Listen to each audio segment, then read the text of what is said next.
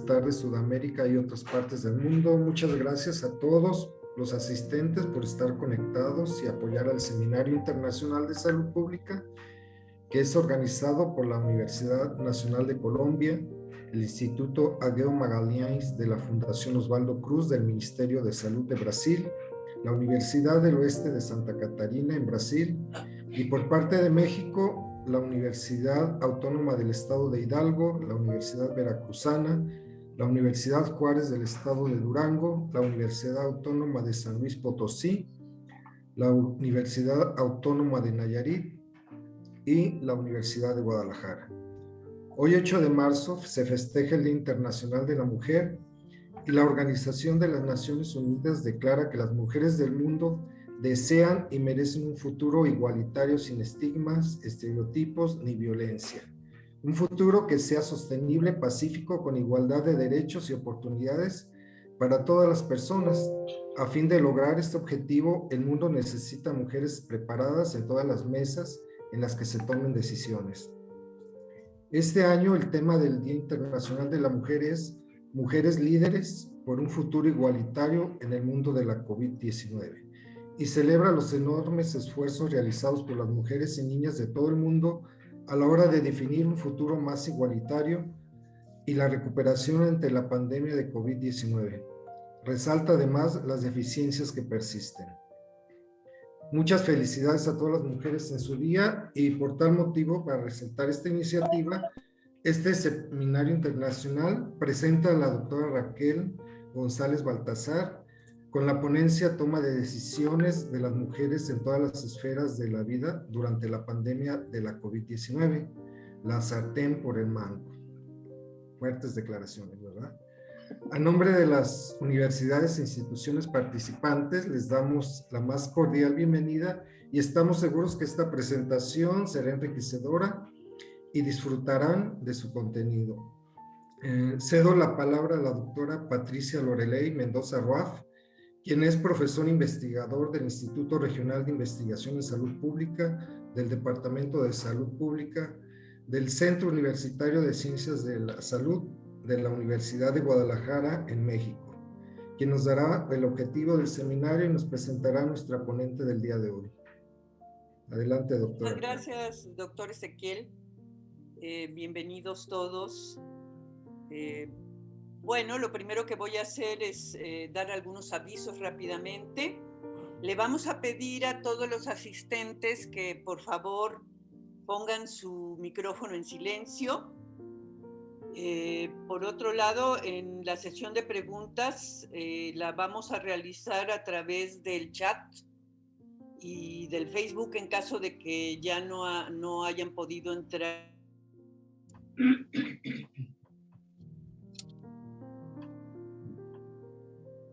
Ya de hecho está en este momento activada la grabación y el registro de asistencias en plataforma en Google se pondrá en el chat el link para que se puedan registrar los que están asistiendo al seminario. Y bueno, también a través del chat, por favor, avisos de otros eventos académicos y publicaciones que quieran compartir con los asistentes.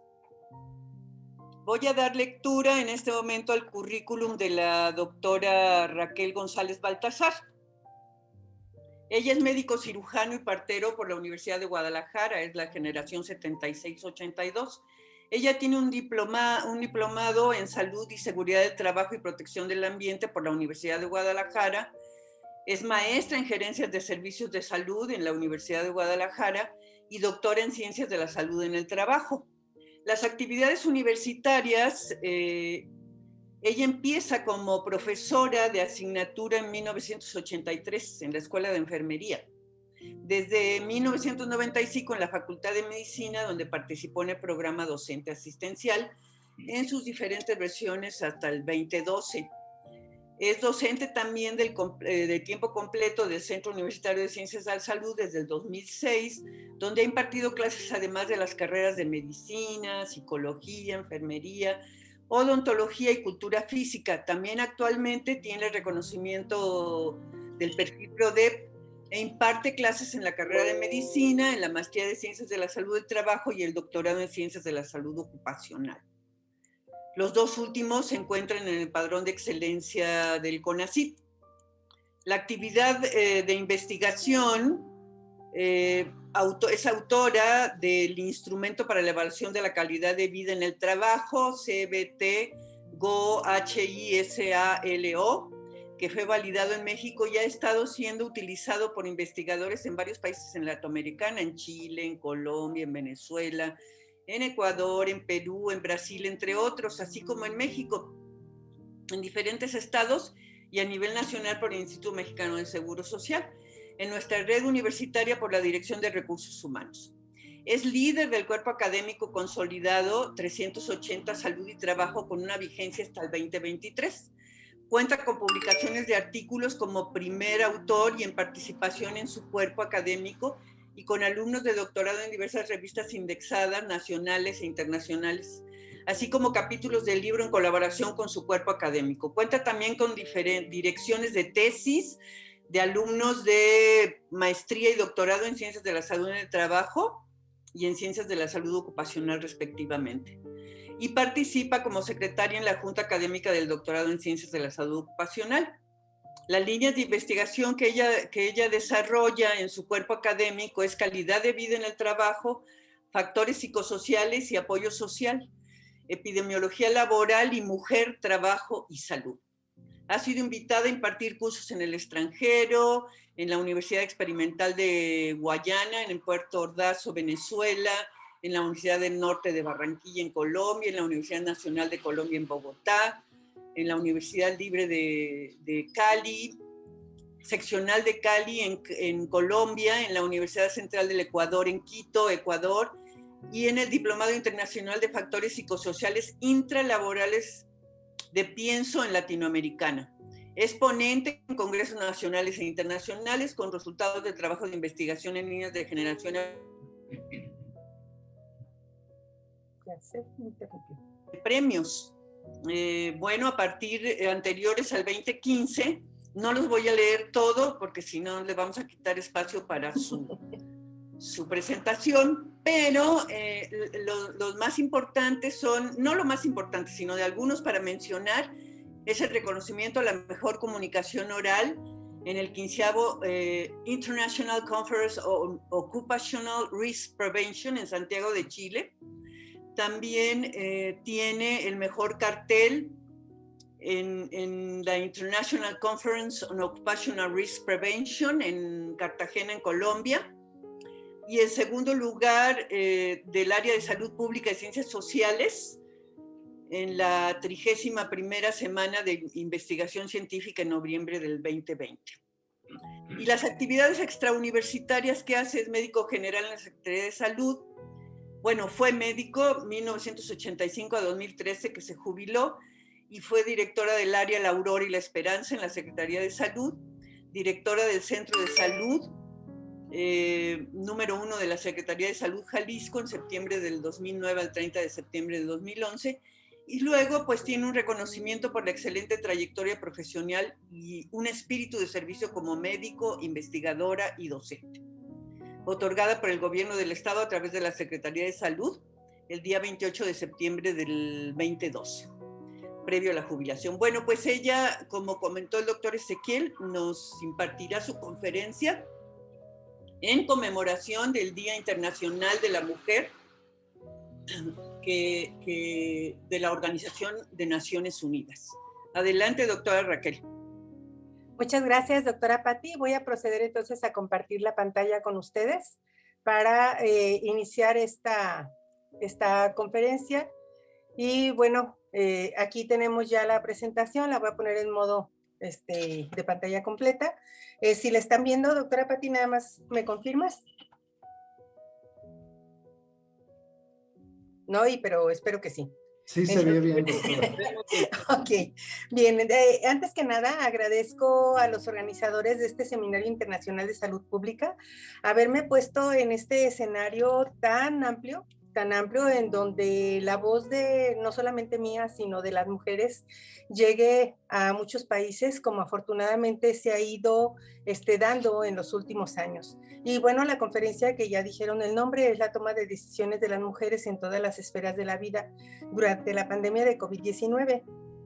Y le llamé la sartén por el mango como un subtítulo, porque bueno, en días pasados me ha tocado estar escuchando diferentes intervenciones y creo que es muy importante el resaltar que la mujer puede tener en cualquier momento y en cualquier esfera de la vida un papel determinante en lo que es la toma de decisiones para mejorar las condiciones, no solamente de ella, porque eso es una particularidad de las mujeres, sino de las personas que la rodean. Entonces empezaré primero diciéndoles cómo es que yo la concebí, cuáles son las esferas de la vida que en un momento dado yo identifico y que podemos hablar un poquito de ellas. Y bueno, tendríamos en primer lugar de adentro hacia afuera lo que es la esfera personal, pues en cuanto a qué significa para nosotras ser mujer, cuáles son los roles que nosotros desempeñamos, etcétera. Luego después el ambiente familiar, la esfera afectiva, por llamarla de alguna manera, que es aquella que está un poco más allá de la familia, nuestras relaciones con las personas que nos rodean fuera de nuestra familia nuclear. La esfera laboral, muy importante para todas las mujeres y para todo el ser humano, no solamente las mujeres, y la esfera social. Entonces, bueno, dentro de cada una de estas esferas tenemos diferentes aspectos que pueden influir en la toma de decisiones y en la calidad de vida de las personas, ¿sí? Entonces, no es que vaya a hablar de calidad de vida, sino que la calidad de vida es un aspecto muy importante. Entonces, bueno, en la esfera personal tenemos aspectos como el autocuidado de la salud, la alimentación, el sueño, el manejo del tiempo, el manejo del dinero también, las prácticas físicas o deportivas, todo aquello relacionado con el consumo de alcohol, cigarro y otros, como son cuestiones relacionadas con el estilo de vida, la autoestima y la valoración personal. Me voy a ir un poquito rápido para no tomar tiempo de otros aspectos que quiero resaltar más adelante. Después, en la esfera familiar, tenemos aspectos tan importantes como la elección y la relación con la pareja, las relaciones interpersonales con esta misma pareja y con el resto de la familia, el manejo de conflictos, la estabilidad familiar, la atención de la salud familiar, los estilos de vida saludables también a nivel grupal en la familia, la prevención de gastos catastróficos, cuestión muy importante que está relacionado con el manejo también del dinero a nivel personal, y la atención del hogar por expertos. Esto es el hecho de que no emplee uno tiempo constantemente para hacer cosas que pueden hacer otras personas y ayudarnos a administrar un poquito la calidad y el tiempo que brindamos a nuestro núcleo familiar. En la esfera afectiva, que es aquella que les dije que estaba un poquito más allá de la familia, destaco la elección de amigos y de personas con quienes me relaciono, la selección de quienes y quienes no se relacionan con mi familia, que eso es algo muy importante, el manejo de conflictos dentro y fuera de la familia y el estilo de vida saludable también fuera de casa. En otra esfera de las que estoy proponiendo revisar está la esfera laboral, en donde es cuestión muy importante la selección de la actividad laboral que realicemos, porque está desde luego con la formación que yo tengo de ciencias de la salud en el trabajo, pues destaco que es muy importante porque lo que nosotros hagamos y la satisfacción con lo que le hagamos va a determinar muchas de nuestras conductas en otras esferas. La relación del sitio donde se realiza dicha actividad laboral, la identificación de riesgos, en todos los espacios laborales existen riesgos, el uso de elementos de protección personal cuando se requiera, el conocimiento y cumplimiento de las normas, cuestión también muy importante para nuestra seguridad y nuestra salud, y las adecuadas relaciones interpersonales con nuestros compañeros de trabajo y nuestros jefes y subordinados también. Y en el aspecto social tenemos que identificar cuál es el rol que juego en la sociedad, qué me toca en este momento a mí realizar, cómo me desempeño, cómo es que llego al resto de las personas para que nosotros mejoremos como seres humanos, pero principalmente como mujeres, el ambiente en el cual nosotros estamos viviendo y lo que les vamos a dejar a nuestros hijos y a nuestros nietos. Está también el cumplimiento de normas y reglamentos a nivel social, las adecuadas relaciones interpersonales, que ustedes se fijan que esto está en todas las esferas de la vida, la identificación de riesgos también a nivel social, la prevención y el cuidado ambiental. Pues bien, Todas estas esferas son de lo que nosotros vamos a hablar un poquito más adelante, pero todas ellas se han visto afectadas de manera bastante importante por lo que es la situación de la pandemia del COVID-19. Entonces, esta pandemia del COVID-19 nos ha obligado a interactuar de otra forma. Todas estas situaciones ideales que nosotros identificamos, tanto a nivel personal como familiar, como extenso, en lo laboral y en lo social en general, no es que no se puedan desarrollar, sino se han visto alteradas de alguna manera por esta pandemia. Y es por eso que nosotros vamos a hablar de los aspectos que competen a las mujeres en la toma de decisiones y liderazgo. No vamos a conceptualizar toda la reunión, simplemente para tomar como un punto de partida, diremos que la toma de decisiones son todas aquellas medidas o acciones que se adoptan deliberadamente por un individuo para preservar o mejorar su salud, su bienestar y su seguridad, tanto a nivel individual como familiar, laboral y social. Y liderazgo, que va muy de la mano con la toma de decisiones, por eso lo incluí en esta diapositiva, es la función que ocupa una persona que se distingue del resto y que es capaz de tomar decisiones acertadas para un grupo, equipo u organización que precede, que inspira al resto de los que participan de ese grupo a alcanzar una meta común. Y generalmente quien ejerce el liderazgo se conoce como líder. Sí, es la palabra que empleamos en la mayoría de los países que estamos aquí participando. Y bueno, no es que tampoco vaya a hablar de género, pero estas dos cosas, tanto la concepción de liderazgo y de toma de decisiones, como el ubicarnos un poquito en el enfoque de género, es muy importante para hablar de la toma de decisiones de las mujeres. Entonces, en cuanto a género, son solamente 2 a 3 diapositivas, no las vamos a explicar a fondo, pero sí es necesario mencionar que hablar de género no es sinónimo de sexo, ¿sí?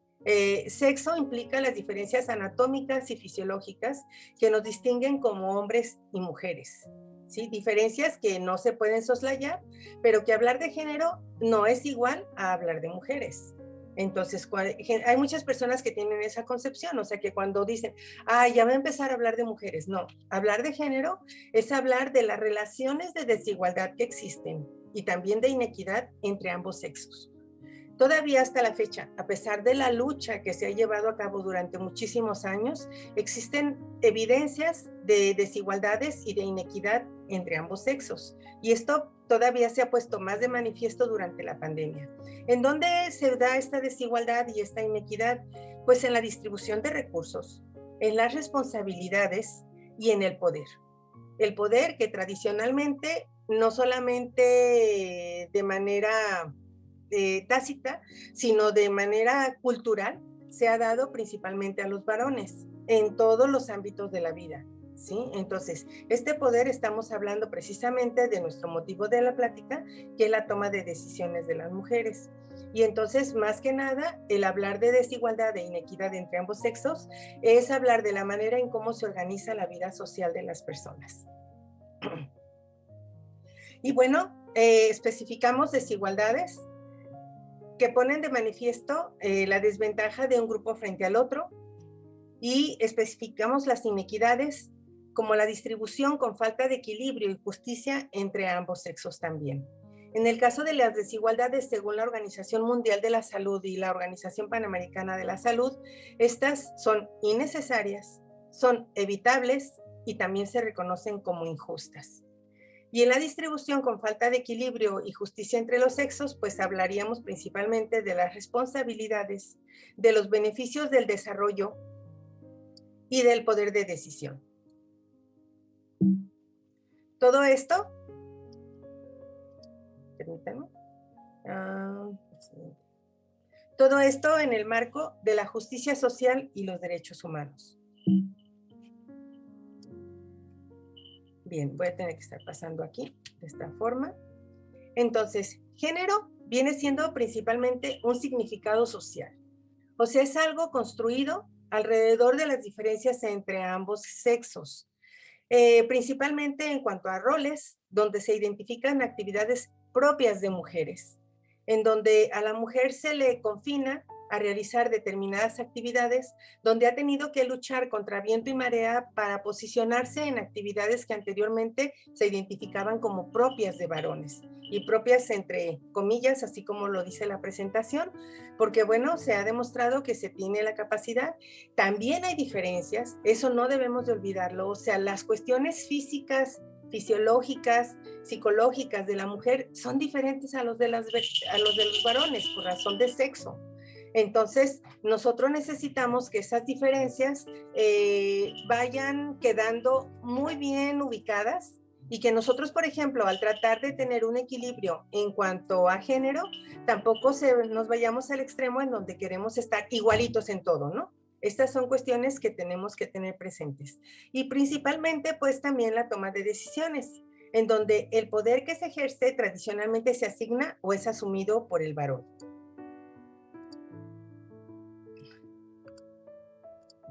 Permítanme porque se repitió un poquito en la animación, pero ya vamos, este es un error en la proyección. Bien, el tema para el Día Internacional de la Mujer, por la Organización Nacional por la Organización de las Naciones Unidas, que ya se comentó, es Mujeres Líderes por un Futuro Igualitario en el Mundo de la COVID-19. Y el pequeño giro que le dimos en la presentación a este tema, para título, fue Participación en la toma de decisiones por las mujeres en todas las esferas de la vida durante la pandemia COVID-19.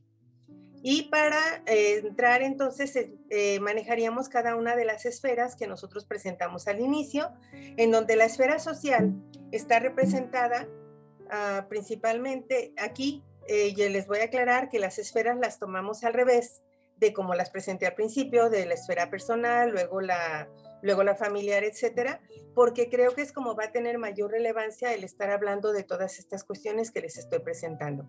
Entonces, en la esfera social nosotros tenemos a mujeres que figuran en la política, como presidentes de naciones, en los gobiernos estatales o provinciales de muchos países, como líderes de partidos, como funcionarias en organismos gubernamentales. Después tenemos líderes en organizaciones no gubernamentales, dirigentes en servicios de salud, dirigentes en empresas paraestatales, mujeres científicas y diferentes participaciones en medios de comunicación como directoras de noticiarios y reporteras, entre otros. No vamos a poner ejemplos de todos y cada uno porque no nos alcanzaría el tiempo, pero sí menciono que aunque solo representan el 6.2% de los estados existentes a nivel mundial, las mujeres presidentes, hay 12 países gobernados por mujeres. Los datos de este porcentaje de 6.2%, que es máximo de los países que se analizaron, que fueron casi 200, los datos mejoran cuando se descienden en el escalafón, cuando se habla, por ejemplo, de presidencias de parlamentos, de gobernadoras, etcétera, va aumentando un poquito, pero en ningún puesto, sí, rebasan el 20%. En ningún, más del 22%, me equivoqué. Los datos dicen, entonces aquí tenemos 20.5% de presidentes de parlamentos en todo el planeta que están ocupados por mujeres. Y entonces pondríamos las presidencias de los diferentes países en donde tenemos en esta lista a Alemania, Bangladesh, Barbados, Bélgica, Bolivia, Dinamarca, Finlandia, Islandia, Noruega, Nueva Zelanda, Serbia y Suiza. Estos son los países que se encuentran presididos por mujeres. Y vamos a dar datos de algunos de ellos, nada más de algunos. Por ejemplo, Finlandia es el país presidido por la primera ministra más joven del mundo. Se llama Sanna Marin. Es el que tiene una mayor presencia de mujeres en su ejecutivo en general. Ellas ocupan el 11% de los ministerios, de los 18 ministerios, que representa el 61%, y en estas proporciones le siguen, por ejemplo, Nicaragua con un 58% de representación con mujeres, Colombia con el 57.9% y Austria con el 57%. Aquí en la imagen tenemos a Sanna Marin y a Angela Merkel, que son jefas de gobierno entonces de Finlandia y de Alemania. Y también tenemos que en Alemania la incidencia, por ejemplo, en este momento es a 7 días de COVID-19 es de 64.7 nuevos casos por cada 100,000 habitantes y que Angela Merkel es considerada por algunos como la campeona europea frente a la crisis del coronavirus. Y en Finlandia, que se ha logrado discretamente mantener los niveles de infección 5 veces por debajo de la media de la Unión Europea, con 45.7 nuevos casos por 100,000 habitantes, se tiene una de las letalidades más bajas del continente, ¿sí? Y estos dos ejemplos pues son de mujeres destacadas. También tenemos que Nueva Zelanda está dirigida por Jacinta Ardern, ocupa el primer lugar en los criterios de Bloomberg, que es un criterio inglés que evalúa cuestiones económicas y sanitarias. En las económicas principalmente habla del índice de desarrollo humano y calidad de vida, y en los sanitarios pues habla de las cuestiones que tradicionalmente nosotros hemos escuchado en cuanto a numeralia, de casos nuevos por habitante, de muertes, etcétera. Y en cuanto a la toma de decisiones en Nueva Zelanda, por ejemplo, por Jacinta Ardern, destaca su cierre de fronteras y estrictos controles sanitarios bajo una comunicación clara. Este cierre de fronteras se dio desde el inicio de la pandemia y esto ha hecho que sus índices estén de morbilidad en 0.89 casos por cada 100,000 habitantes. Tenemos también el caso de Taiwán, que apostó por la inteligencia de datos y la búsqueda activa de casos. Mejoró su base de datos nacional de seguros médicos, integrándola con una base de datos de inmigración y aduanas. Y entonces esto le permitió al mismo tiempo saber cuál era el patrón de viajes de sus habitantes y en un momento dado saber dónde había estado los últimos 15 días y qué tanta era la potencialidad de que pudiera seguir transmitiendo los casos. Entonces, se creó una base de datos a gran escala, ¿sí?, que consideró esta historia de viajes. Aquí tenemos a Tsai Ing-wen, que es la presidenta de Taiwán, la República de China en la isla, no la República Popular de China, o sea, también la podemos encontrar como República de China solamente, y ella es la persona que ha tomado decisiones en este sentido. A ellos les favoreció también que tenían ya creado un centro de investigación a nivel nacional desde la epidemia del SARS. Entonces, esto les llevó ventaja y por eso tenían sus bases de datos ya muy avanzadas y pudieron integrarlas con esta base de datos de viajes de las personas. Y les favoreció para que no tuviéramos pues esa proliferación de casos, al menos en Taiwán. Esta es Jacinta Ardern, que ya se las había presentado, que de acuerdo a este índice de Bloomberg es el primer lugar, ¿sí?, en el posicionamiento a nivel internacional, a nivel mundial, en donde se puede vivir mejor la pandemia. Esto es decir, donde tenemos menos riesgo de contagiarnos, donde tenemos un mejor control en cuanto a los servicios de salud, en cuanto a la atención a las personas en particular que pueden llegar a hacer casos de COVID-19. Entonces, la cifra de mujeres en los altos mandos es reducida. Sí, ustedes vieron, son 12 países solamente. Sin embargo, el resultado de su gestión frente a la crisis del coronavirus ha sido de los más destacados en comparación con los países que son presididos por varones. Las respuestas ante la pandemia del nuevo coronavirus varían según cada país, pero hay algo que tienen en común, que algunos de los que tienen mejores cifras son naciones lideradas por mujeres. Las mujeres en puestos de liderazgo, de acuerdo a Leta Hong Fincher, dice que están haciendo un trabajo desproporcionadamente grande a la hora de gestionar la pandemia.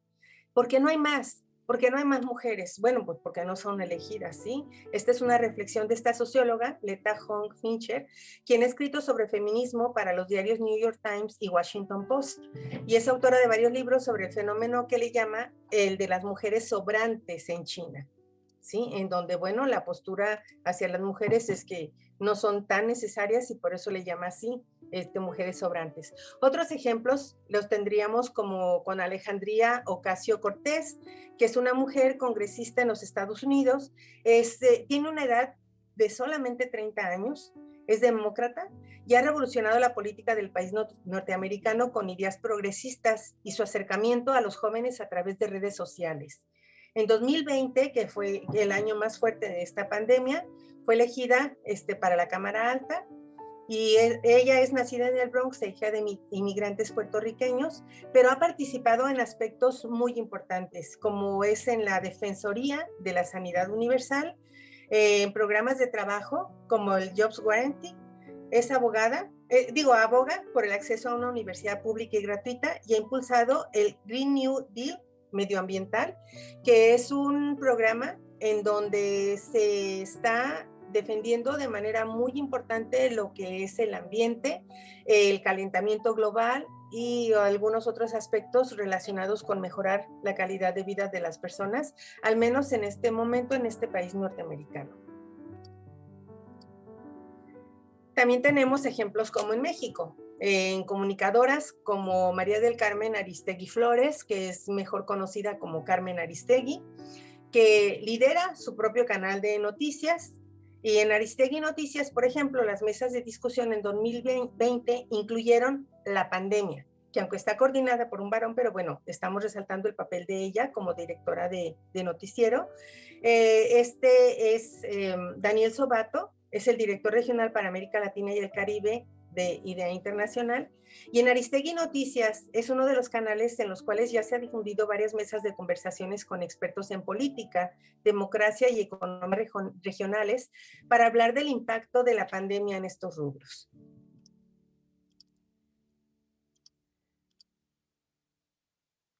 También tenemos algunos casos que a mí esta presentación, la verdad, me sirvió muchísimo para conocer más cosas acerca de las mujeres, gente con la que yo no tenía un acercamiento ni siquiera de saber que existían. Tenemos aquí a Gita Gopinath, que está nacida en Calcuta, en India. Es la primera mujer y la persona más joven en ocupar el sillón de economista jefa del Fondo Monetario Internacional. Llegó al cargo en enero de 2019, pero en 2020 tuvo que hacer frente a una de las mayores crisis económicas de la historia a nivel mundial. El 14 de abril de 2020, Gopinath se encargó de contextualizar la pandemia del coronavirus en una perspectiva histórica. Habló del gran confinamiento que se convierte en la peor recesión desde la Gran Depresión en la década de 1930, dejando muy atrás a la crisis financiera mundial. Dijo en un discurso en esa fecha.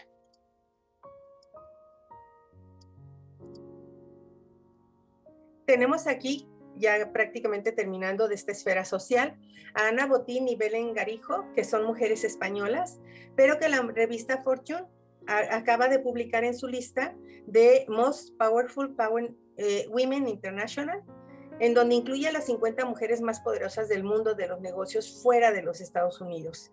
Ellas se encuentran en el top 10 de Ana Botín como presidenta del Banco Santander, y Belén Garijo, que en mayo de 2021 se convertirá en CEO, o sea, en Chief Executive Officer del gigantesco farmacéutico alemán Merck.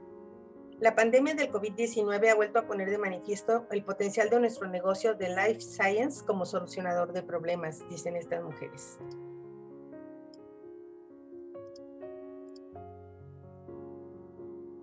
Teresa Lambe, por ejemplo, esto yo no lo desconocía completamente, es la investigadora principal del Instituto Jenner de la Universidad de Oxford y ha liderado el desarrollo de una vacuna, la vacuna Oxford contra el COVID-19, en ese centro junto a la farmacéutica AstraZeneca. Lambe contó todas las claves de esta esperanzadora vacuna en el Congreso Santander el año pasado, y bueno, nosotros estamos viendo que afortunadamente muchas de estas vacunas ya han avanzado y se están aplicando a nivel internacional.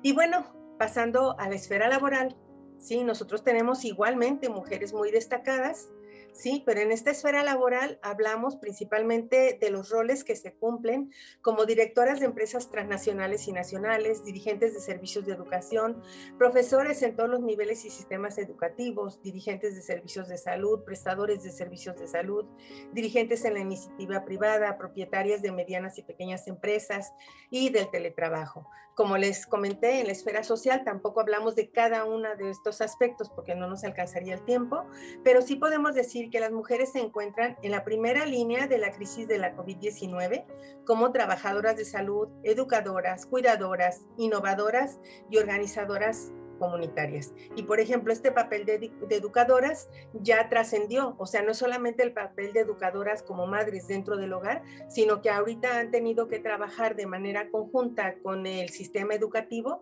para poder sacar adelante a todos esos niños que están confinados sin ir a la escuela. Las mujeres líderes y las organizaciones de mujeres han demostrado sus habilidades, conocimientos y redes para liderar eficazmente los esfuerzos de respuesta y recuperación ante la COVID-19. Actualmente se acepta más que nunca que las mujeres aportan experiencias, perspectivas y habilidades diferentes. Y esto de las habilidades diferentes hago hincapié porque hablamos nosotros de que no dejamos de reconocer que existen diferencias entre hombres y mujeres y que muchas de estas diferencias pues las hacen precisamente muy importantes para poder trascender en otros aspectos. Podría mencionarles, por ejemplo, a Jane Fonda, que es una mujer mayor, es una mujer que en este momento cuenta con 83 años, pero que, por ejemplo, en 2020 retomó las clases de aeróbic que tan popular le hicieron en los años 80, pero ahora hubo algunas diferencias, o sea, lo hizo a través de una red social denominada TikTok, fue dirigida principalmente a los adolescentes en 2 ocasiones y la primera hablando durante el confinamiento para alertar sobre el cambio climático y para invitar a los jóvenes precisamente a realizar esa actividad física tan necesaria aún en el confinamiento. Y la segunda vez para pedir a los ciudadanos norteamericanos que fueran a votar en las elecciones de los Estados Unidos. Entonces, eso es aprovechar el nivel de injerencia que nosotros podemos tener ante el resto de la población. Otro ejemplo, nosotros lo tenemos al margen de la opinión que pueda haber acerca de su dirección en el Sistema Nacional, en el CONACYT, perdón, en el Consejo Nacional de Ciencia y Tecnología, tenemos a María Elena Álvarez Huila Rosés, que es directora del CONACYT desde el 2018. Ella es investigadora del Instituto de Ecología de la UNAM, en donde coordina el Laboratorio de Genética Molecular, Epigenética, Desarrollo y Evolución de Plantas, y actualmente tiene un permiso sin goce de sueldo para fungir como directora del Consejo Nacional de Humanidades, Ciencia y Tecnología.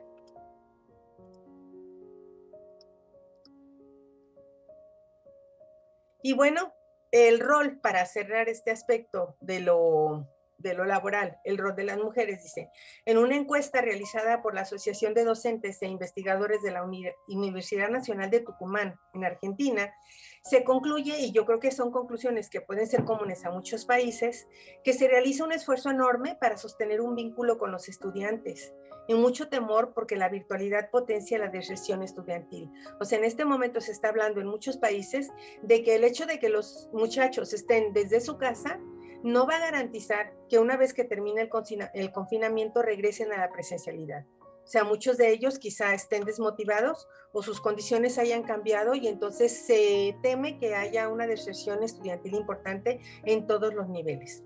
Y hablando un poquito de las condiciones laborales que se ejercen en estas actividades, expresa que más del 65% de los docentes tienen que compartir espacios con otros integrantes de su familia para poder trabajar.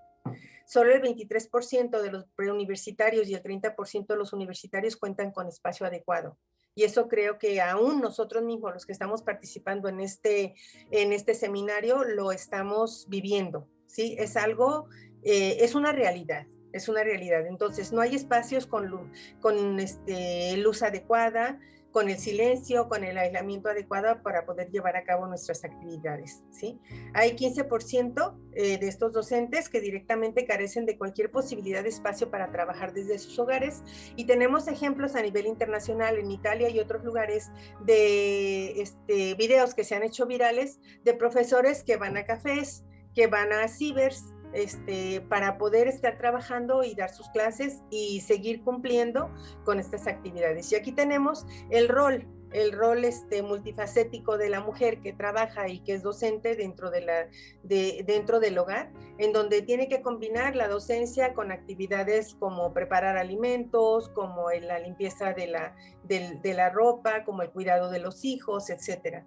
La encuesta dice también que el 34% de los docentes preuniversitarios y universitarios tienen recursos tecnológicos para trabajar sin necesidad de compartir o articular con sus familias, pero es solamente el 34%, ¿sí? o el 36% en el caso de los universitarios. El otro casi 70% no carece no cuenta con los medios, carece de ellos para poder llevar a cabo sus actividades sin tener que compartirlas. El 95% de estos profesores que sí tienen los recursos los compró de sus bolsillos, y en muchísimos casos esas computadoras personales son modelos viejos y desactualizados que no admiten la instalación de nuevas aplicaciones.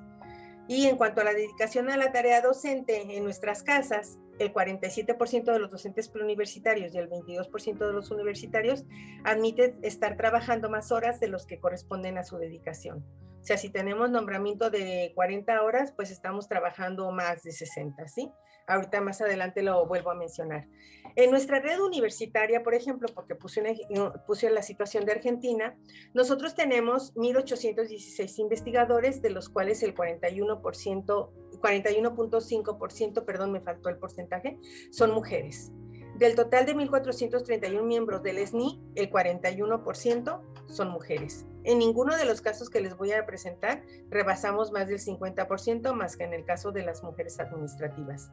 De 16.606 académicos, el 43.9% son mujeres. Pero el personal administrativo, que realiza otro tipo de tareas, sí rebasa el 50%, o sea, el 52.6% de los trabajadores administrativos en nuestra universidad son mujeres.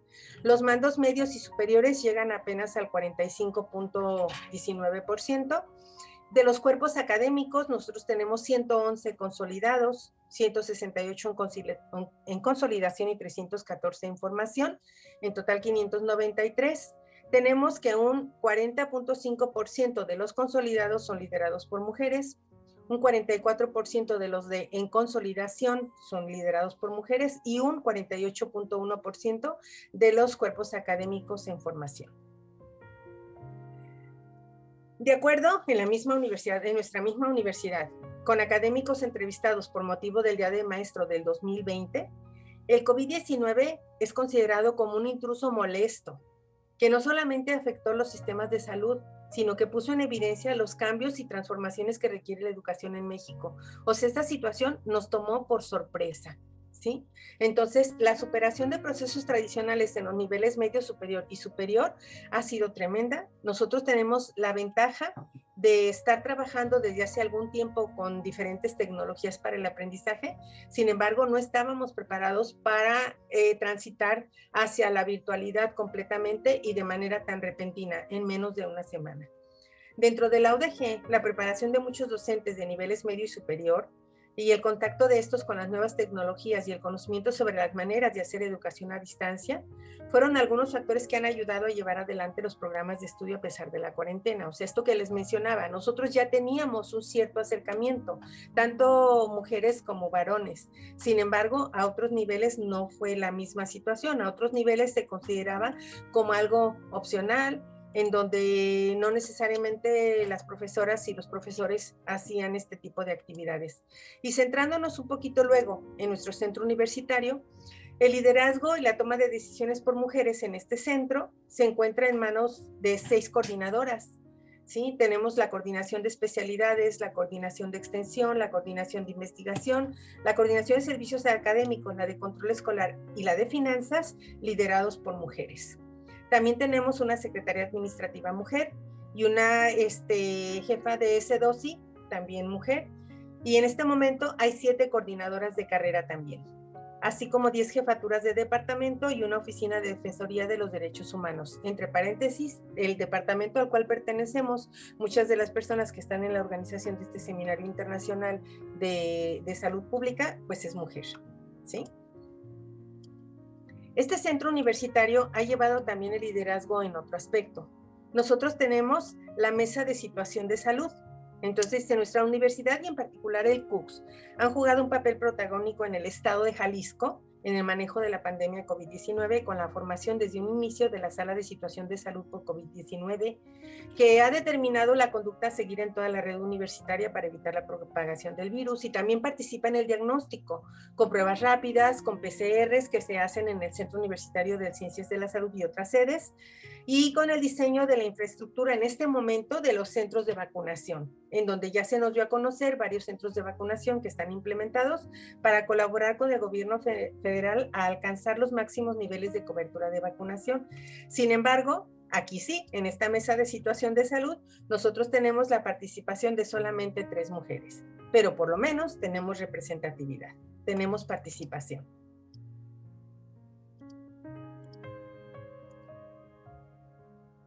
Este COVID-19, esta pandemia, ha paralizado la vida en todo el mundo.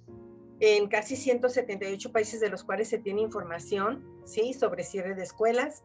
Los padres, como nosotros tenemos el lujo de saber que nuestros hijos estarán bien, sus escuelas y maestros trabajan horas extras para que nuestros hijos puedan aprender. Sin embargo, esta no es la situación que prevalece en la mayoría de la población. Y como nosotros, expertos en el área de la salud pública, conocemos que muchos no tienen la accesibilidad a los medios por los cuales se pueda llevar a cabo la educación a distancia. Entonces, esta no es la realidad para muchos padres y sistemas escolares.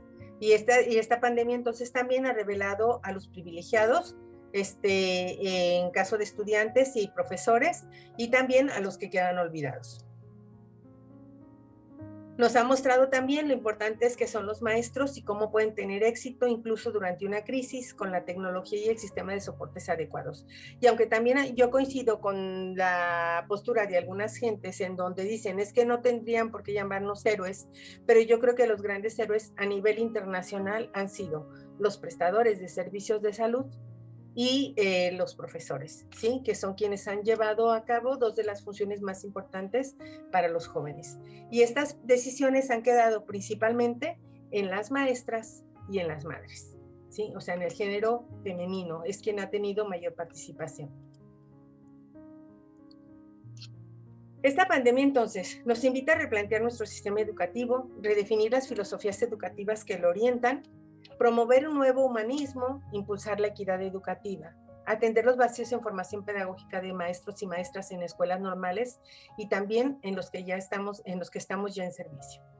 Gracias a esta pandemia ha sido posible entender que el aprendizaje de nuestros hijos e hijas exige corresponsabilidad entre padres de familia y profesores, ¿sí? Entonces, no es solamente, la educación no ha sido responsabilidad solamente de los docentes, es también responsabilidad de los padres y de las madres, pero si nosotros queremos hablar un poquito de las mujeres, diremos que cada vez aumenta más el número de familias monoparentales y que estas familias monoparentales principalmente están lideradas por una mujer, no por un varón.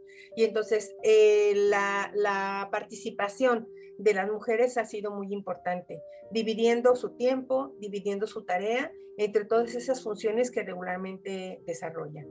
Las condiciones del estudio de los niños, niñas, adolescentes y jóvenes nos lleva pues a identificar que hacen falta políticas educativas que disminuyan las brechas de desigualdad, no solamente desigualdades de género, sino también desigualdades entre la misma población de acuerdo al diferente nivel adquisitivo.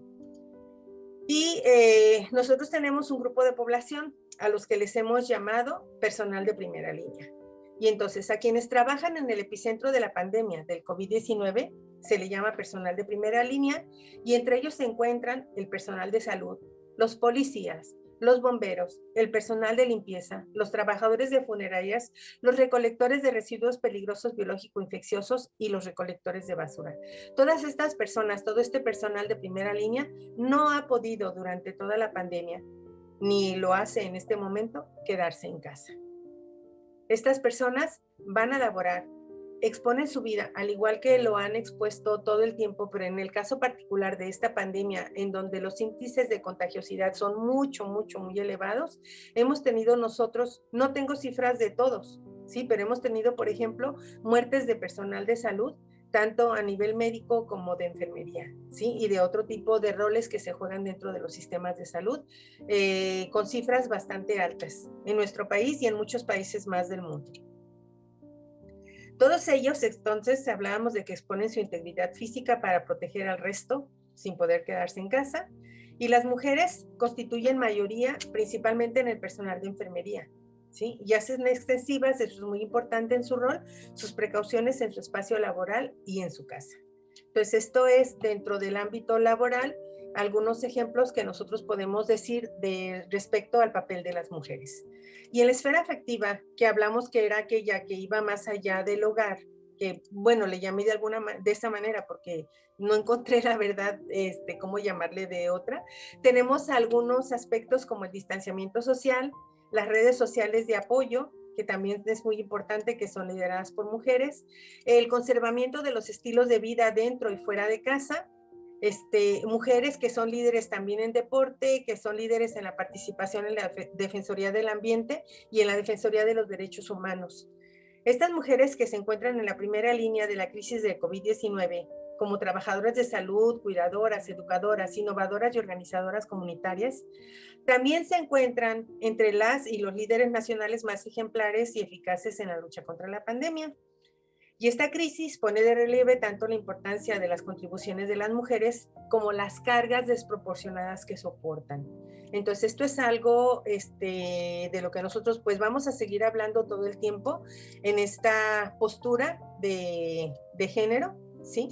Porque las mujeres llevan a cabo todas esas actividades como parte de un rol que se le asigna, sin embargo, no siempre es compartida por los varones. El distanciamiento social, por ejemplo, no ha sido una separación física solamente. En muchos casos ha traído consigo un apartamiento emocional y afectivo, y ya hay muchos estudios que hablan de cuestiones psicosociales que se han presentado durante la pandemia, ¿sí? Personas que caen en depresión, personas que no han podido llevar muy saludablemente este confinamiento, y que de alguna manera han tenido una repercusión fracturando la vida familiar, fracturando no solamente su salud individual. Entonces, esta fragilidad humana ha sido expuesta por la pandemia, ha causado múltiples heridas y ha mostrado ya la diversidad de las crisis en las que, por ejemplo, Edgar Morin había hablado en su libro La Vía desde el 2009, pero que ahorita se puso de manifiesto. O sea, hay muchas cosas que ya se habían escrito antes, de las que ya se había hablado antes, pero que esta pandemia las puso de manifiesto de una manera muy impactante. El papel de la mujer, entonces, ha sido protagónico para mantener un equilibrio entre la vida familiar en aislamiento y la interacción social, tratando de minimizar al máximo los daños en la familia, ¿sí? Aquí tenemos un ejemplo de una defensora ambiental, ¿sí? Claudia Centeno, mexicana, que trabaja en Xochimilco, en la Ciudad de México, y a la que inclusive se le ha atacado en su actividad como defensora de la tierra, del territorio y del medio ambiente. Entonces lleva a cabo sus actividades en Xochimilco desde hace más de 20 años, y desde 2019 es beneficiaria de medidas federales de protección a personas defensoras y de derechos humanos y periodistas, porque ha sufrido ataques en su persona y en su vivienda. Sí, ella ha puesto de manifiesto la consecuencia medioambiental indirecta del COVID-19 con la cantidad de los residuos sanitarios que se generan. Al atender la situación de la pandemia, que es una situación más inmediata de urgencia, no se presta atención a todo lo que se desencadena con ella. No tenemos equipos encargados y especializados en recoger los residuos sanitarios, y entonces se convierte en un problema agregado y nadie se hace responsable. Pues como vemos, esta pandemia nos ha afectado en muchas formas, pero en casi todas las esferas nosotros tenemos mujeres que están allí como ejemplo, liderando aspectos para mejorar nuestras condiciones. Mujeres de toda la República Mexicana, dice, se han visto cruzadas de alguna manera por las consecuencias de la violencia y han comenzado a organizarse en diferentes colectivos. Un ejemplo sería el colectivo Solecito, ¿sí? En donde muchas mujeres originarias de la región costera de Veracruz se han dedicado a escarbar tierra con varillas en búsqueda de fosas clandestinas para encontrar a sus familiares, muchas mujeres fallecidas, muchas víctimas de feminicidio, ¿sí? Y esto les ha brindado una forma de sobrellevar un poco más la angustia que trae consigo la incertidumbre. Las actividades de estos colectivos han permanecido durante el tiempo de la pandemia, ¿sí? Entonces lo único que han hecho estas mujeres es, como en esta fotografía de la derecha, es protegerse, y sin embargo han seguido sus actividades. En la esfera familiar, pasando a otra de las siguientes esferas, y bueno, cada vez de manera más breve para no prolongarnos demasiado, Nosotros tenemos las interrelaciones, las relaciones interpersonales, perdón, con la pareja y la familia, el manejo de conflicto, la estabilidad familiar, la atención de la salud familiar, la prevención de gastos catastróficos y la atención del hogar por expertos. Muchos de estos roles han sido asignados de manera tradicional, ¿sí? Con una reproducción cultural para las mujeres toda la vida. Entonces, durante la pandemia esto no ha sido ajeno, se han perpetuado y se han incrementado, se han acentuado. O sea, en las mujeres se ha cargado de manera desproporcional la responsabilidad de la salud familiar. Entonces, a través de la pandemia del COVID-19 han surgido nuevos obstáculos que se suman a los de carácter social y sistémico, que persistían antes y que frenan la participación y el liderazgo de las mujeres. En todo el mundo, las mujeres se enfrentan a un aumento de la violencia. Esto es algo palpable, desgraciadamente. Esta violencia doméstica, que no incluye nada más la violencia física ni la violencia sexual, también incluye la violencia psicológica, la violencia económica y otros tipos de violencia que se ejercen sobre las mujeres, ¿sí? Entonces, esto se evidencia a través de cuidados no remunerados, a través del desempleo y de la pobreza, porque bueno, de pronto los niños ya no pudieron ir a la escuela. Entonces, ¿quién se va a quedar a cuidarlos? ¿Quién se va a quedar a atenderlos? Mientras el hombre tradicionalmente sigue siendo el sustento de la familia, pues la mujer. Entonces a la mujer se ha conferido toda la responsabilidad, pero muchas de ellas, de manera muy autónoma, han conservado sus trabajos a través de acciones como el teletrabajo, ¿sí? Y entonces sus funciones se han diversificado de manera tan tremenda que al mismo tiempo que trabajan, ya lo había mencionado, cuidan la familia, hacen de comer, atienden las actividades escolares de los niños, el aseo de la ropa, etcétera. Entonces, estas tareas son no remuneradas, son invisibles, entonces esto inclusive me dificultó un poquito el buscar ejemplos de mujeres líderes en esta esfera familiar y también ejemplos de mujeres líderes en la esfera individual. ¿Por qué? Porque son cuestiones que son invisibles, que no son reconocidas por todos y que a nadie se le da un reconocimiento por estar llevando a cabo de manera adecuada todas estas actividades.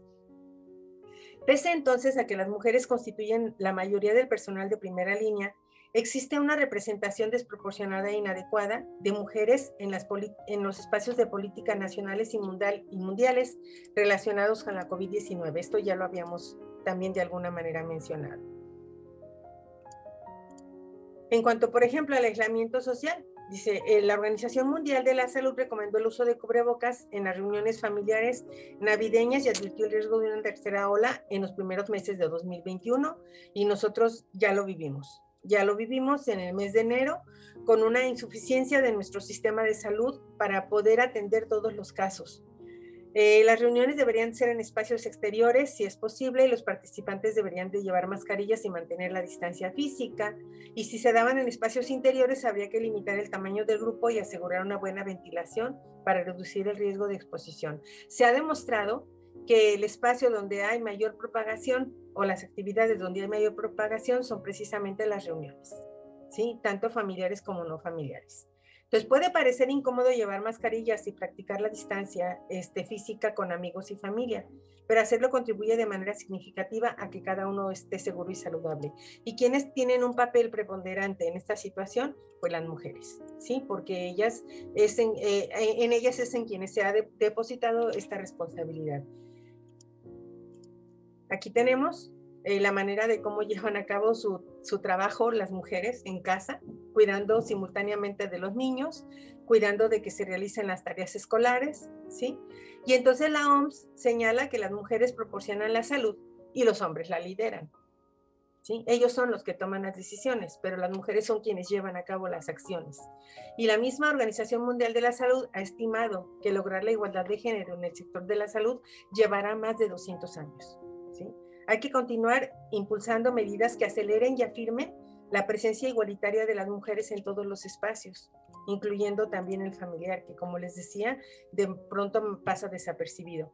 Los padres que trabajan, pero principalmente las madres, están realizando unas 28 horas adicionales de tareas domésticas y cuidados infantiles durante la pandemia del coronavirus, según una encuesta reciente del Boston Consulting Group, y las mujeres asumen una parte desproporcionada de esas labores. El confinamiento, entonces, también se han dado aspectos negativos, obliga a las mujeres a estar encerradas con sus maltratadores. O sea, si anteriormente se tenía el recurso de que cuando hay un maltrato físico, emocional, económico, etcétera, la mujer podía salir de su casa, ahorita que está mayormente confinada por la atención a la familia, entonces esta situación la ha obligado a mantenerse encerrada con sus maltratadores.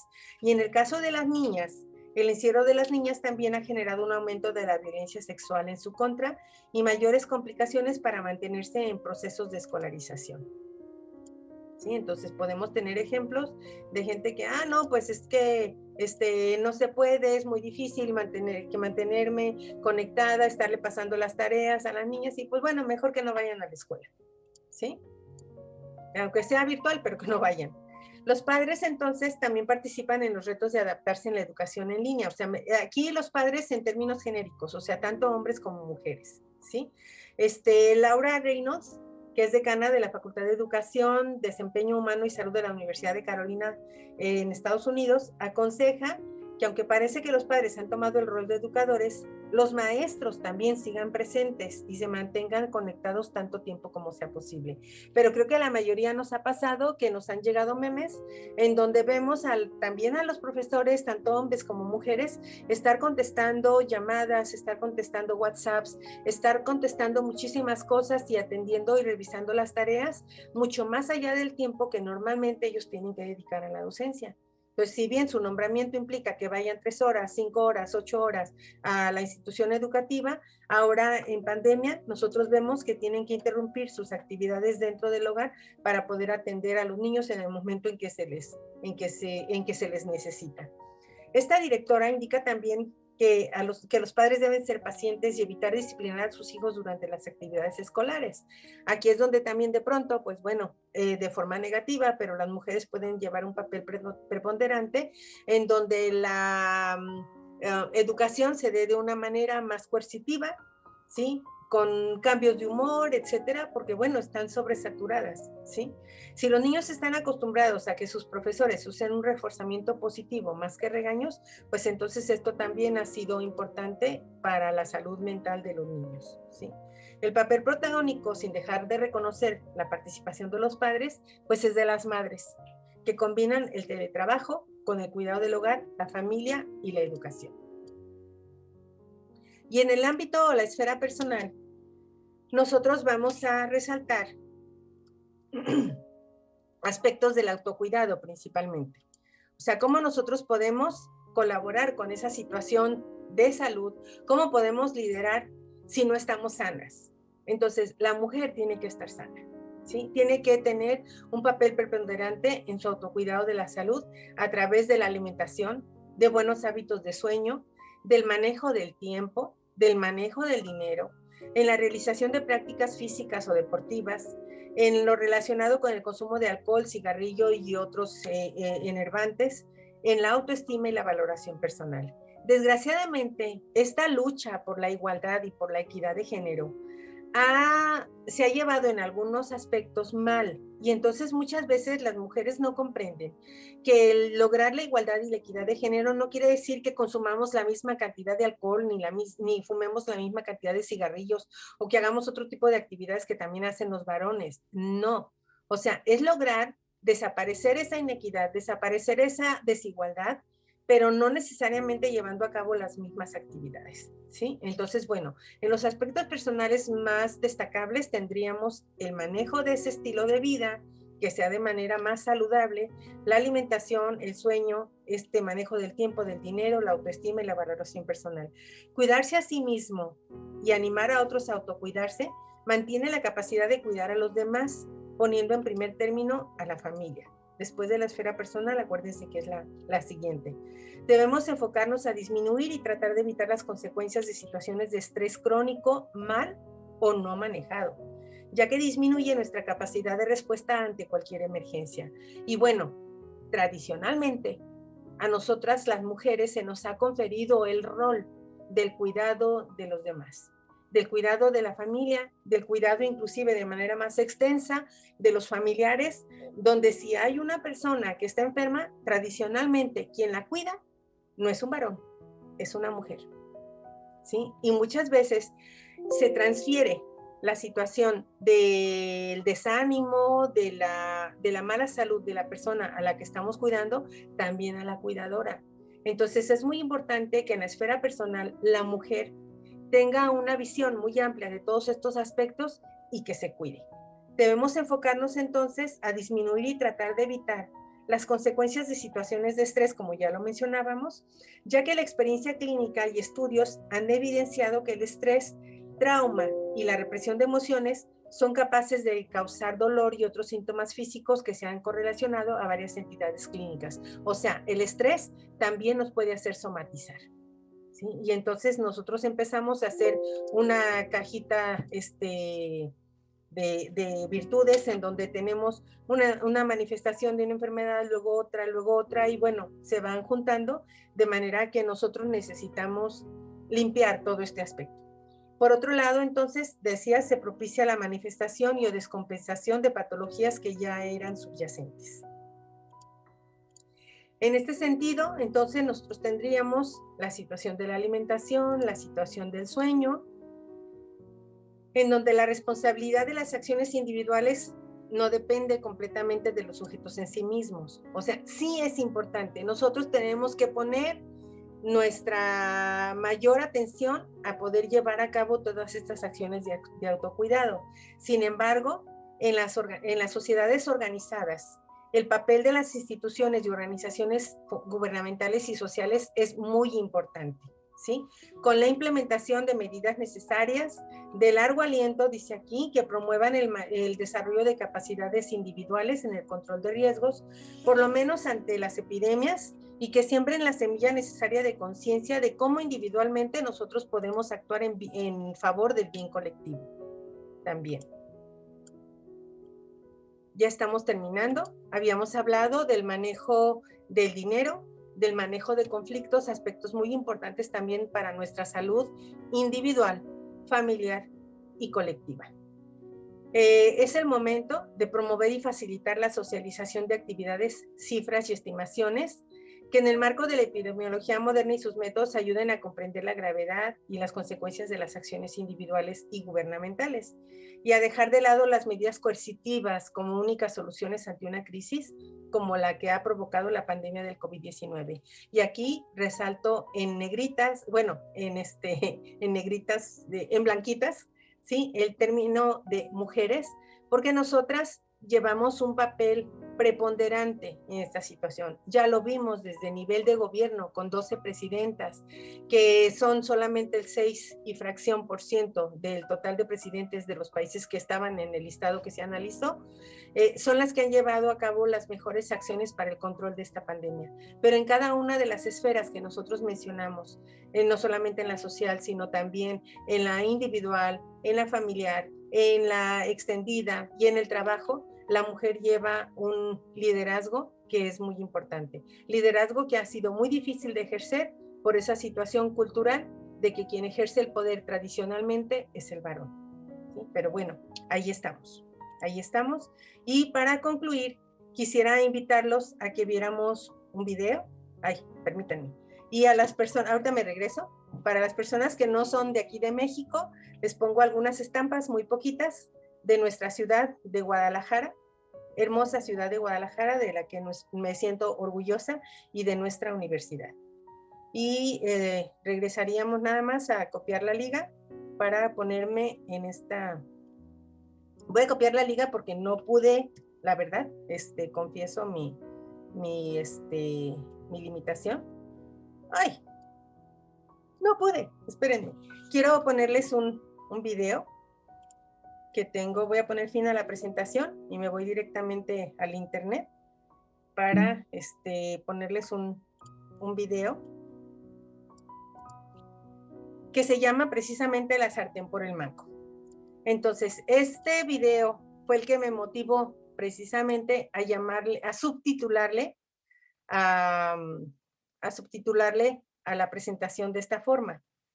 Entonces, vamos ahorita a seguir compartiendo pantalla. Nada más voy a poner el video aquí.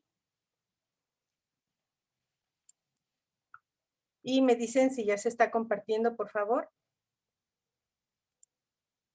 Todavía no, Raquel. A ver, ahí va, ¿eh? Ya, ahorita sí ya. ¿Ahorita sí ya?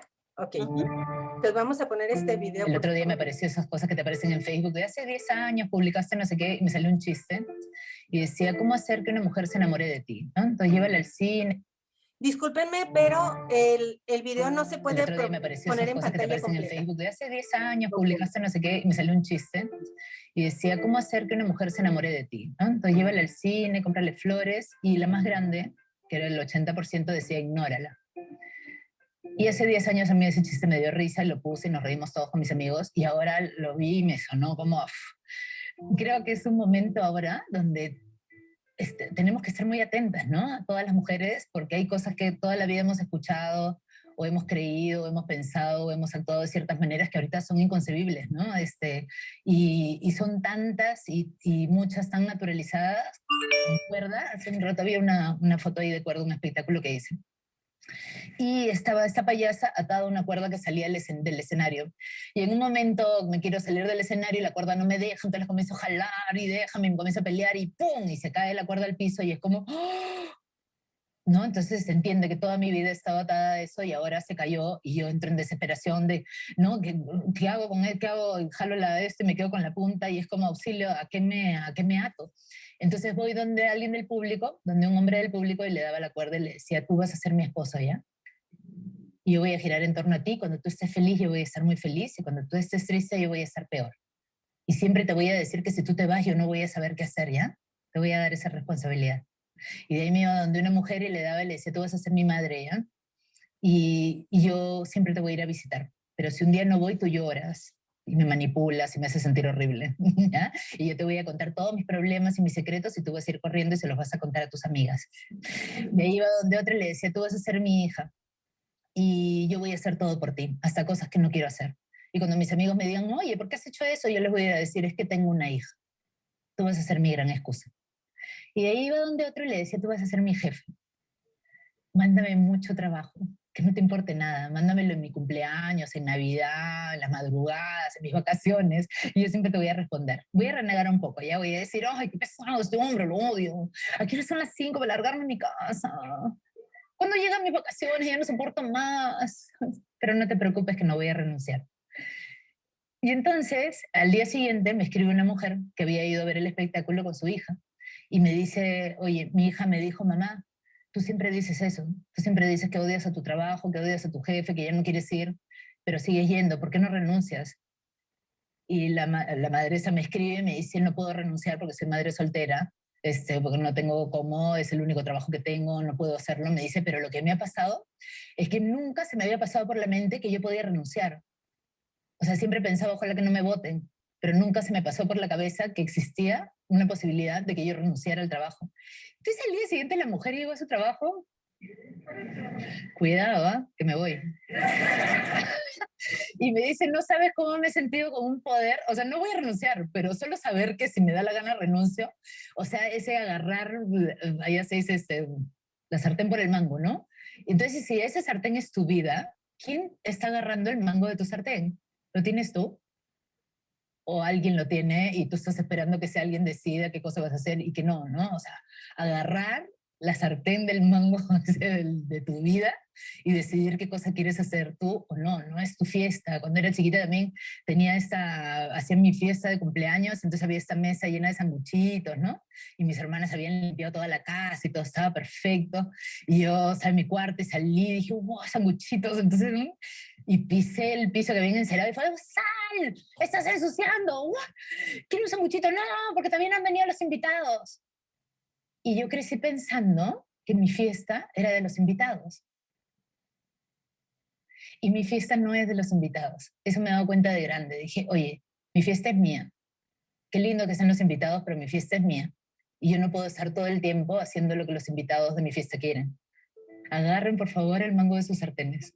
Sí, agarren el mango de su vida y toma tus decisiones de lo que tú quieres hacer, especialmente si eres mujer, porque nos han negado esa posibilidad por mucho tiempo. Y ahora ya la tenemos.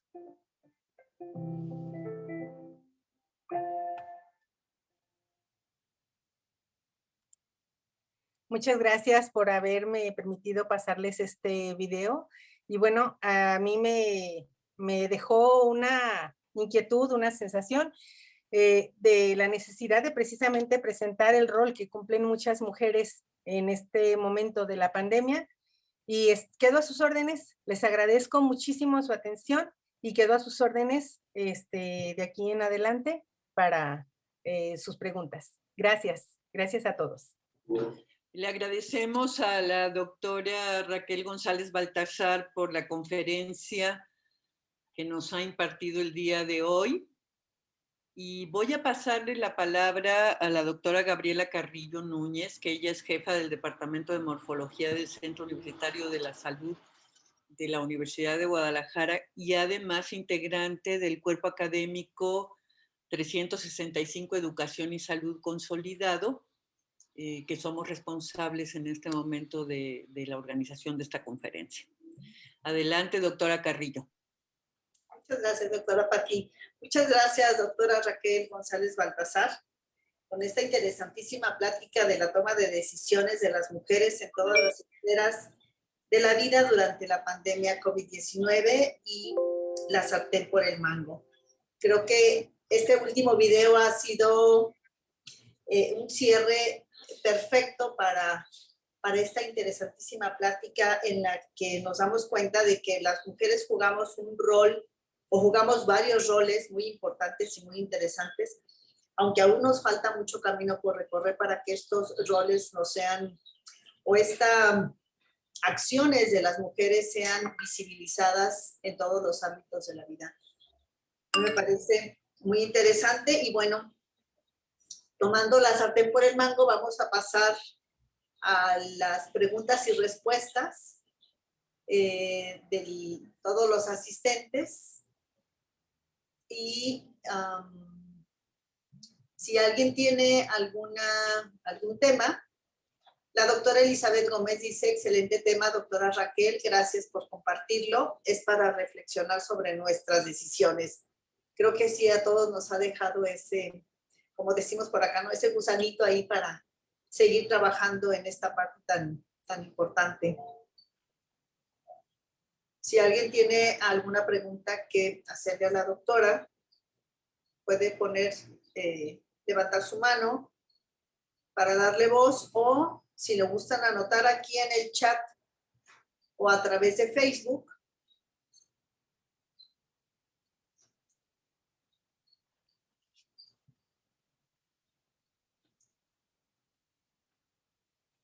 Anímense, mujeres, tomen el sartén por el mango.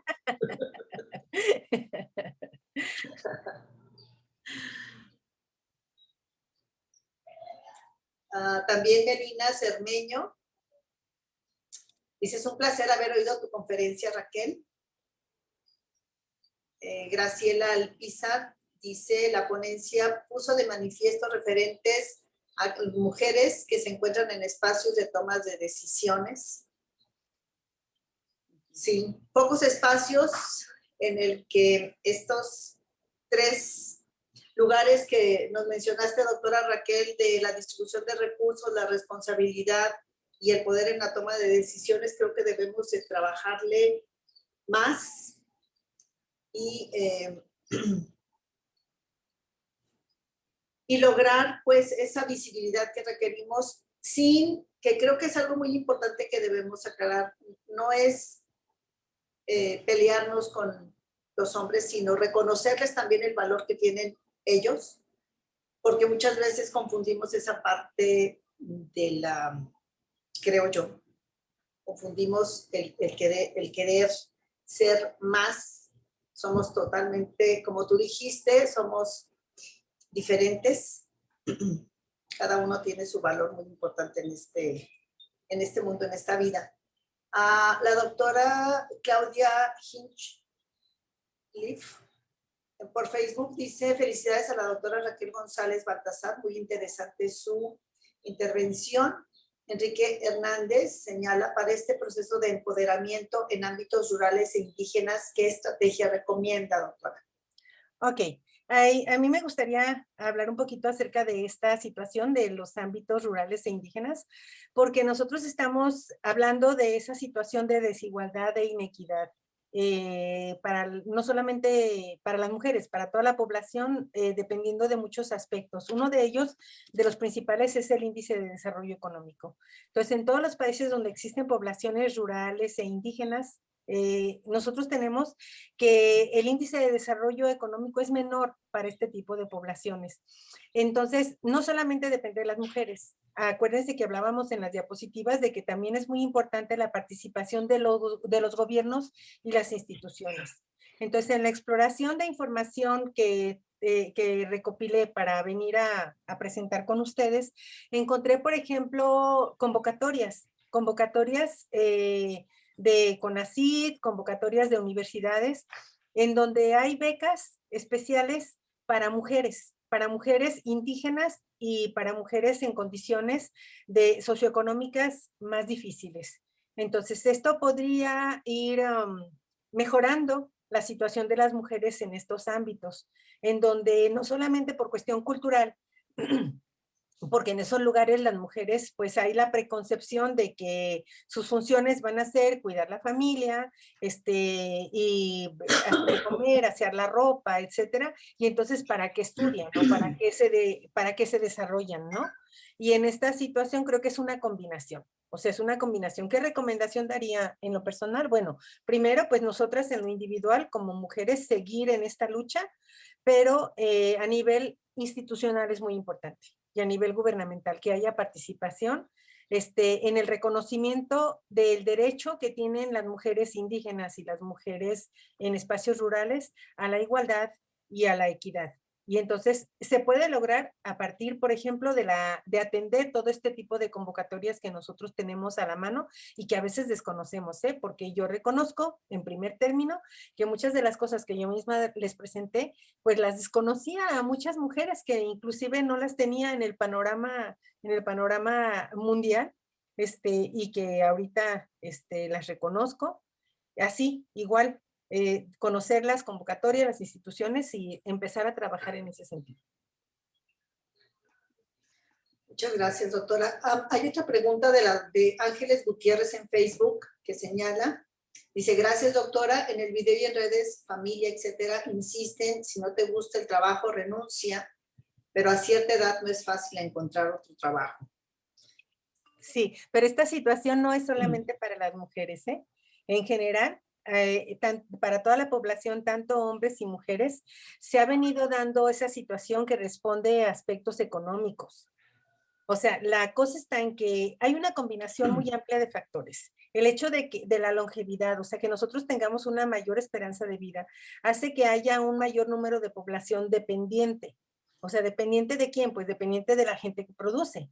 Entonces, como lo que se quiere es que la gente dure un mayor número de años trabajando para los organismos, para las instituciones, entonces la edad de ingreso a las empresas ha ido cambiando.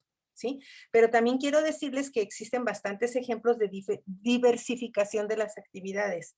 Por ejemplo, en días pasados vi un documental de una mujer que tenía un taller de costura. En este momento de la pandemia, pues su taller de costura prácticamente desapareció, o sea, no tenía ingresos, y habiendo tantas muertes, ella tuvo la idea de hacer ropa, de hacer muñecos como los muñecos de peluche, pero no de peluche, sino con la ropa de las personas fallecidas.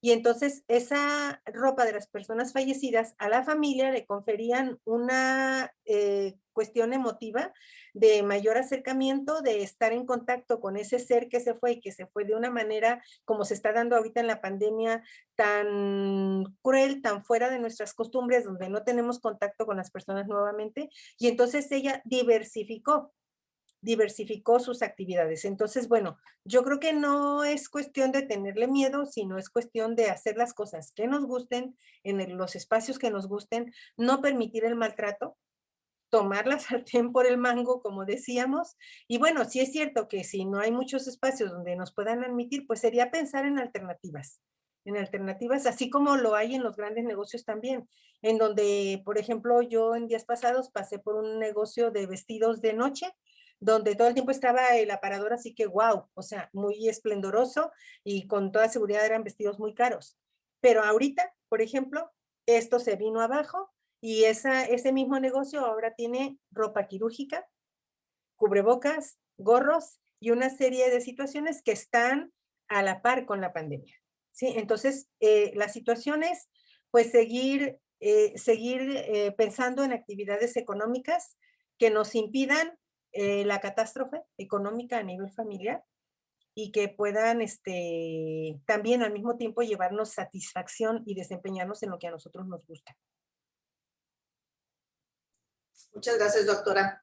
Tainan Barreto comenta, muchas gracias por tu ponencia, Raquel. Muy necesario reflexionar sobre todas las cuestiones, además, en este día que lamentablemente tenemos más que razones para luchar de que para celebrar.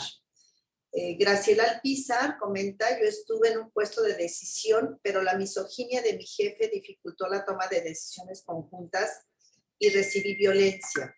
¿Qué sugiere en este caso?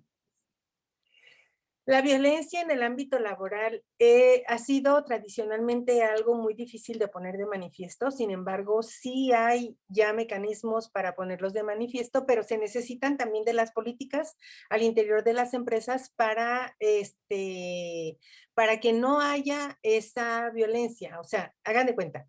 La empresa también tiene su participación, la organización, la institución tiene su participación. Debe de haber declaración de políticas en contra de la violencia, en donde se diga, en este lugar no se permite ese tipo de violencia, ¿sí? Pero es algo muy común. Afortunadamente, como les digo, cada vez se pone más de manifiesto porque inclusive hay hasta instrumentos para detectarla, para medirla, para saber quién es víctima, para saber quién es acosador.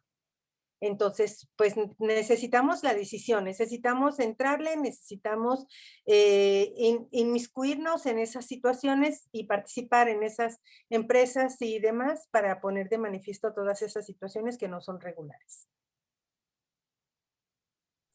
Muchas gracias. De parte de María Cristina Islas Carvajal, doctora González Baltasar, muy interesante su intervención. De parte de Cruz Jaramillo, un saludo desde Colombia. Esta conferencia devela una realidad que está sucediendo en todos nuestros países. Es importante divulgar este tipo de investigación para dar un paso a la generación de estrategias. Excelente conferencia. El doctor Eduardo Gutiérrez dice que le ha gustado mucho la ponencia, sin embargo, considera de repente prematuro hacer conclusiones sobre el buen o mal manejo de la pandemia, sobre todo en la cuestión económica.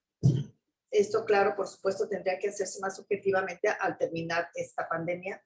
Y gracias por la ponencia. Elena Aguilar en Facebook pregunta, ¿cómo incidir en el hogar con los hijos hacia esta nueva cultura de equidad, respeto y valoración? Bueno, aquí primero tendríamos que hacer un autodiagnóstico desde mi punto de vista, porque tradicionalmente muchas de las actitudes que en un momento dado son machistas o que son inclusive en el extremo misóginas, las reproducimos las mujeres. Eso es algo paradójico. O sea, las mujeres como madres, como abuelas, seguimos reproduciendo esa situación en donde tu hermano no se debe de levantar, tu hermano no puede prepararse, tu hermano no puede asear el piso, tu hermano no puede hacer esto, entonces tú lo tienes que hacer porque eres mujer. Entonces, lo primero que tendríamos que hacer es, pues, trabajar con esas nuevas generaciones en donde los términos sean precisamente de igualdad y de equidad aún dentro del hogar. Cuando nosotros trabajamos con niños pequeños, con gente muy joven, generalmente ya se va cambiando un poquito la perspectiva, entonces nosotros tenemos que iniciar no al revés, no de arriba para abajo, porque va a ser muy difícil cambiar la idea de las personas adultas o la actitud de las personas adultas. Esto es algo paradójico porque les decía, aunque nosotros hablemos de ello, muchas de las conductas que nosotros estamos poniendo de manifiesto también las tenemos. También las tenemos en nuestra familia, en individual, en el círculo en el que nosotros nos movemos. Seguimos perpetuando, por ejemplo, si hay 30 mujeres en un grupo de estudiantes y solamente 2 varones, ¿quién va a ser el representante del grupo? Uno de los 2 varones. ¿Y quiénes los eligieron? Las mujeres, ¿sí? Si hay un grupo de investigación, regularmente ya vimos que los porcentajes de líderes de grupos de investigación no llegan al 50% en la representación de mujeres. Y en las conductas y en el empoderamiento que nosotros podemos tener, como género, como mujeres, también nosotros tenemos una participación paradójicamente negativa en seguir perpetuando modelos y cuestiones culturales en nuestros hijos. Entonces ahí sería el primer lugar donde nosotros tendríamos que trabajar, en esa reproducción cultural que nosotras mismas, las mujeres, hemos seguido teniendo. Muchas gracias. Otra pregunta de Anet López. Buen día, excelente ponencia. Mi pregunta es la siguiente. ¿Cómo podemos en las y los jóvenes darles esa claridad de empoderamiento y que no se confunda como competencia, entre comillas, entre mujeres y hombres? Bueno, lo que pasa es que también es muy importante la información.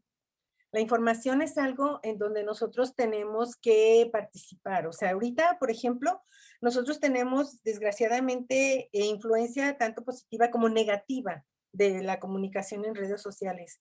Y en muchas ocasiones, sobre todo en los jóvenes, se ha visto una situación en donde conforme avanza la cuestión de las tecnologías, menos investigan, o sea, generalmente se quedan con las comunicaciones que les llegan. Entonces, lo principal sería leer, investigar, ver cómo son las situaciones reales y entonces con una información verídica y con mayor cantidad de información nosotros podemos ir transformando esa situación.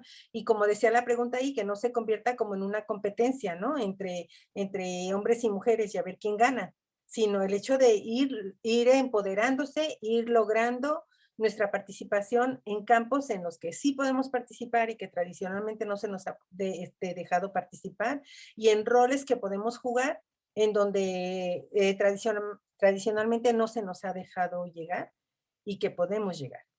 ¿Sí? Entonces es cosa de seguir informándose, pero informándose de buenas fuentes, de seguir también formándose, o sea, formándonos nosotros, no solamente la escuela nos forma, también nosotros, o sea, informarnos y estar constantemente utilizando buenas fuentes para esto. Muchas gracias, doctora. Sonia Uribe Luna pregunta, ¿cuál es su opinión con respecto a las manifestaciones de los feminicidios en marchas que se han desembocado en actos de violencia en México, incluso contra otras mujeres? Bueno, mi opinión en lo personal es negativa, porque lo positivo es la manifestación. Lo positivo es el hecho de que nosotras pongamos de manifiesto nuestra postura y que nosotros podamos decir lo que está mal, evidenciar lo que está mal. Lo que a mí no me parece en lo personal es que se ejerza violencia. O sea, no debemos de permitir que la violencia se combata con más violencia. O sea, la violencia no está bien. O sea, nosotros, muchas mujeres van, dañan, por ejemplo, el patrimonio cultural de todos. O sea, de todos. No es patrimonio cultural nada más de ese grupo de población, ni tampoco de las mujeres. O sea, el patrimonio que se está dañando cuando hay violencia es patrimonio de todos, patrimonio de la humanidad, de hombres y de mujeres. Entonces, estoy en contra de eso. Y de que se ejerza la violencia directamente, ya sea en contra de las manifestantes o que las manifestantes ejerzan violencia en contra de quienes en un momento dado quieren llevar un control o un regulamiento de esas actividades, también está mal. Esa es mi opinión. O sea, lo único que está bien es que nosotros ejerzamos nuestro derecho a manifestarnos. Nada más, derecho a manifestarnos. Pero nuestras manifestaciones no deberían de ir de la mano con la violencia. Muchas gracias. Jaime Méndez dice, buenos días, muchas gracias a la doctora Raquel por su conferencia que nos ha compartido en el día de hoy.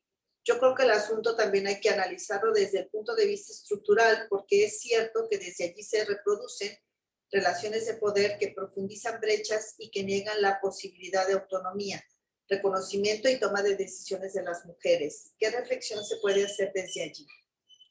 Bueno, lo que pasa es que yo les decía que esta situación no es nueva.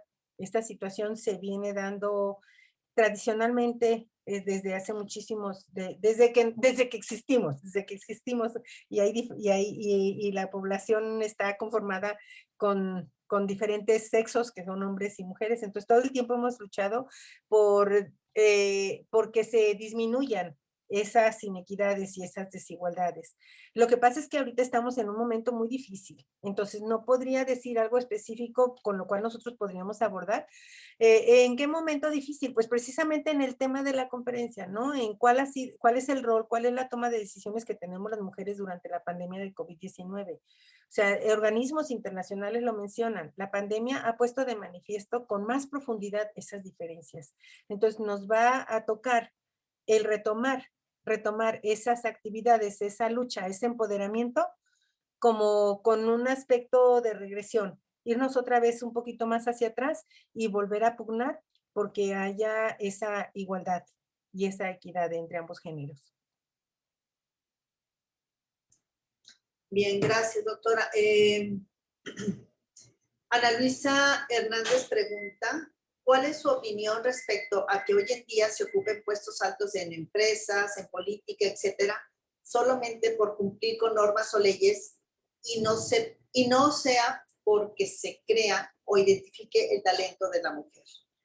Bueno, es que esa sería una cuestión de percepción. O sea, la percepción es, por ejemplo, de la persona que pregunta que no se está reconociendo, que no se está identificando, pero yo creo que ya es una ganancia. O sea, independientemente de que sea por cuestiones normativas, por cuestiones de política, de estar incluyendo un mayor número de mujeres, claro que no se va a estar incluyendo a cualquier mujer.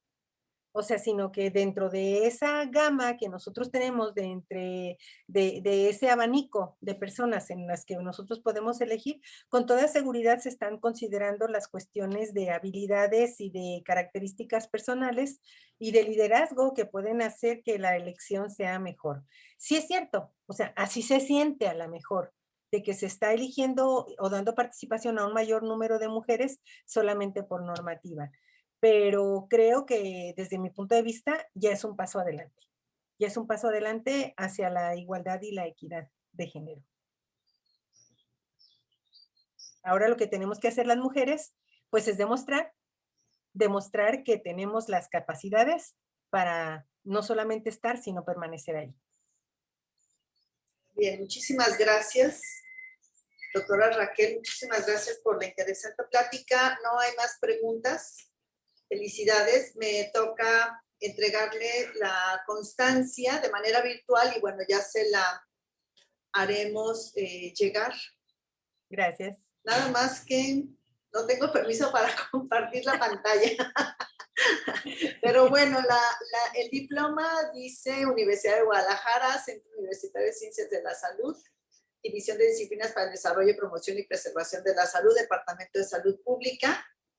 El Seminario Internacional de Salud Pública otorga la presente constancia a la ponente, doctora en Ciencias, Raquel González Baltazar, por su participación en la conferencia Toma de Decisiones de las Mujeres en todas las esferas de la vida durante la pandemia de COVID-19, la sartén por el mango. Piensa y trabaja, Guadalajara, Jalisco, 8 de marzo del 2021, y firma la doctora Gabriela Macedo Ojeda, jefa del Departamento de Salud Pública de este centro universitario. Pues muchas felicidades y voy a pasarle la palabra al doctor Mauricio Fidel Mendoza González, quien es profesor investigador del Instituto de Salud Pública de la Universidad Veracruzana, quien nos tendrá un anuncio. Adelante, doctor. Muchas gracias. Muchas gracias, doctora, y gracias a la doctora Raquel González por esta conferencia.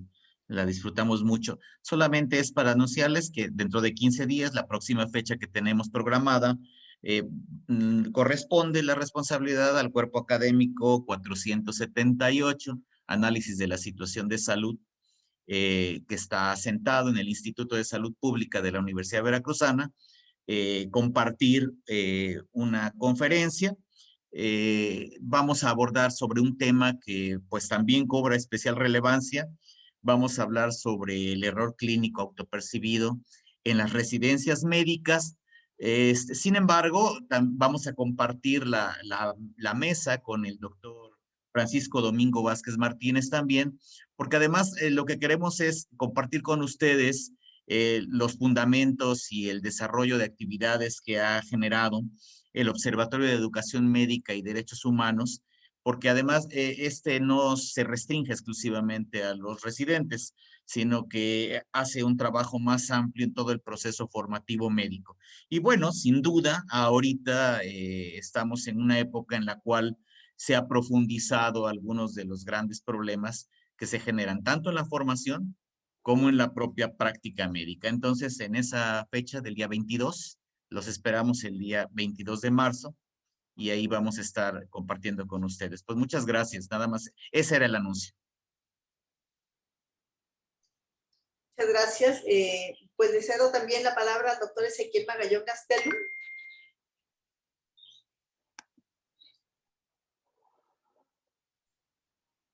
Bueno, pues más agradecerle a la doctora Raquel su presentación, muy interesante, y solo las mujeres en ocasiones son las que pueden decir eso, porque la verdad, a los hombres a veces queremos opinar y nos sentimos agredidos ya, ¿no? No. Es un tema muy escabroso, ¿no? Pero se tiene que hablar tarde que temprano, y y qué bueno que nos trajo aquí toda esa información, doctora Raquel, y en lo particular, a mí me llama la atención como profesor en la universidad, cómo cada vez tengo más mujeres en los grupos, en las carreras de medicina. Yo creo, tengo grupos que hay 5 hombres y 25 mujeres, o en las carreras de rescate también hay más mujeres que hombres trabajando.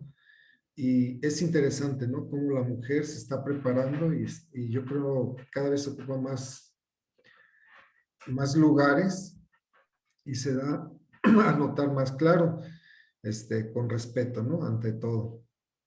Pues muchas gracias a todos por estar en este seminario. No nos queda más que agradecerles a nombre del Seminario Internacional de Salud y las instituciones que esto los representan. Los esperamos, como ya dijo el doctor Mauricio, el 22 de marzo para la siguiente ponencia. Muchas gracias a todos.